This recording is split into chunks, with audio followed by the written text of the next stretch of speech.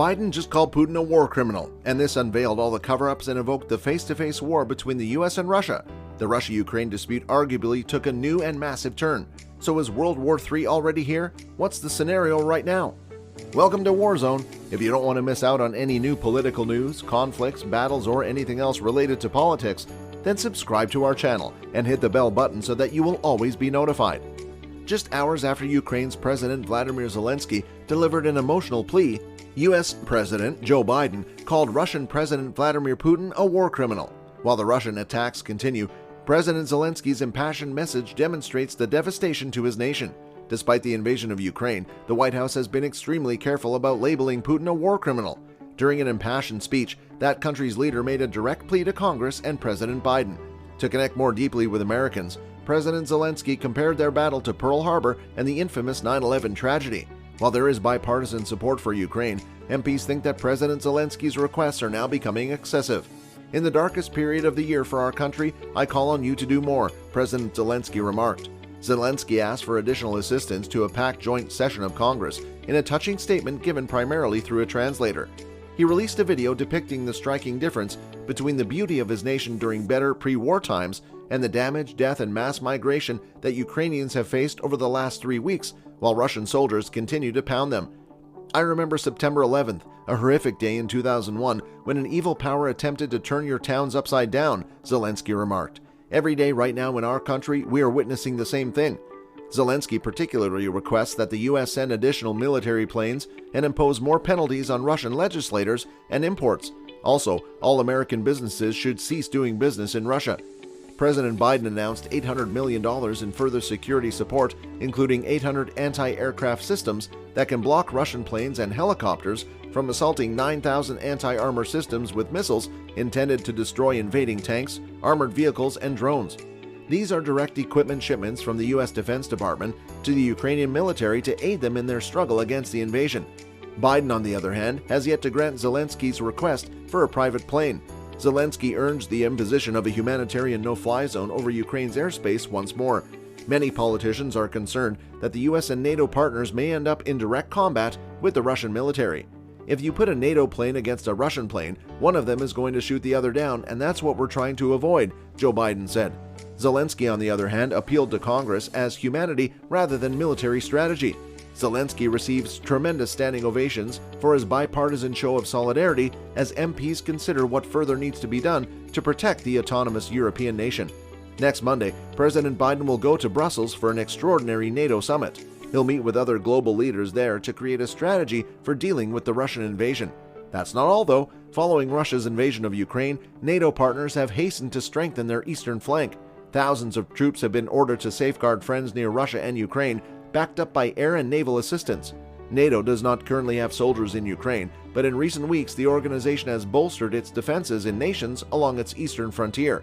NATO Secretary General John Stoltenberg has urged Russia to halt the conflict in Ukraine and remove its troops. Stoltenberg made the remarks during his most recent visit to a Polish airfield. He went on to say that while the alliance would help Ukraine in other ways, it would not deploy soldiers or combat planes because it did not want to get involved in the fight. NATO is a defensive alliance, said Stoltenberg. We are not looking for a fight with Russia. Russia must immediately end the conflict, withdraw all of its militaries from Ukraine, and participate in diplomatic talks in good faith. The world stands with Ukraine in its appeal for peace, Stoltenberg added emphatically. As the NATO bolsters its strength and capabilities, NATO has activated its fast reaction force for the first time, adding to the hundreds of troops previously dispatched by allies to vital members. As U.S. forces landed at the Nuremberg International Airport in Germany, they were met with rising international sanctions. On the other hand, Russia's invasion of Ukraine continues with men from the 27th Battalion departing for Romania. Following Russia's invasion of Ukraine, French troops have deployed in Romania to reinforce NATO's presence there. The French Army's Rafales and Franks have been rotating daily on the airfield in reaction to the assault. As part of NATO's fast reaction force, Belgium is preparing to send 300 soldiers to Romania. The troops will be under French leadership and will be stationed in the area for 3 to 6 months. Land, aviation, naval, and special operations forces make up the force. Airstrikes have been undertaken by Russia against civilian targets. The alliance's option is to enforce a no-fly zone over enormous distances, but that plan was rejected with the argument that it might result in a nuclear confrontation with Moscow. On Friday, NATO foreign ministers will meet in Brussels for an emergency meeting to discuss Russia's invasion of Ukraine. NATO is fond of pointing out that it has been fortifying its eastern flank for weeks or months. This will be a long-term project. So, for example, nations in Eastern Europe or the Baltics that are NATO members, such as Poland, Estonia, or Romania, are among them. The NATO Response Force made its first-ever historic deployment yesterday. Those in Romania are headed by French forces, and the goal is to ease the anxieties of NATO partners on the alliance's eastern border. Many of the troops are from France, the United Kingdom, and the US, and some are stationed bilaterally, while others are part of NATO deployments.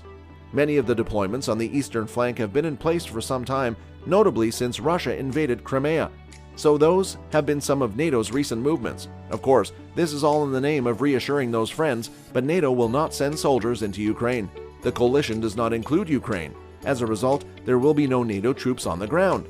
Because Ukraine is not a member of NATO, the organization has a collective defense promise known as Article 5, which states that if any of the alliance's 30 members are endangered, they may expect defense assistance from other allies.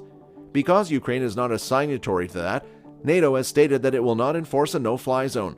It is the fears that are being expressed, yet doing so would effectively result in a full-fledged world war. Ukraine has now expressed its displeasure with this. Ukraine claims that they are in the midst of a war and that they require assistance. However, NATO partners are unwilling to do so and have stated that they would not do so. That's especially true since we'd be facing off against a significant nuclear state, which may lead to even more instability and a larger conflict, which the Allies would like to avoid. On the other hand, Russia's shelling of Ukraine's east continues unabated.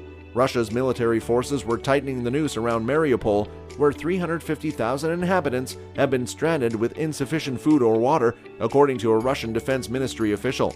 Ukraine's official emergency service reported a multi-story teaching facility in the eastern city of Kharkiv was bombarded on Friday morning, killing one person, wounded 11 others, and trapping one more in the wreckage.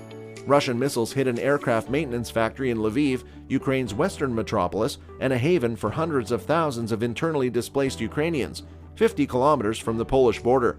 Blasts were heard at 6 a.m. on Friday, followed by air raid sirens, and a mushroom-shaped column of smoke could be seen rising into the sky. Attacks reportedly hit the eastern city of Kramatorsk, killing 2 people and injuring 6 more. 1 person was killed and 4 people were injured when components of a Russian missile fell on a residential building in Kyiv's northern district. Hundreds of people are trapped in the wreckage of a theater in Mariupol, which was destroyed by a Russian airstrike on Wednesday, according to Zelensky. More than 130 people have been saved so far, according to the Ukrainian president's last video speech, but officials claim rescue attempts have been hampered by the city's full collapse of social services and worries of more Russian strikes. Since Russia's invasion began on February 24th, 222 people have been murdered in Kyiv, including 60 civilians and 4 children, according to the municipal government. A total of 889 individuals were injured, including 241 civilians and 18 children, according to the report. Pope Francis has condemned Russia's conflict in Ukraine and urged for help to Ukrainians. He says Ukrainians have been assaulted in their identity, history, and culture and are defending their territory. In defending Ukraine's right to exist as a sovereign state and to defend itself against Russian aggression, Francis made some of his most forceful remarks against Russia. But what would be Putin's next step after Biden and NATO's statement? Would he stop Russia's aggression or take a new turn being enraged? Only time can answer to all those questions.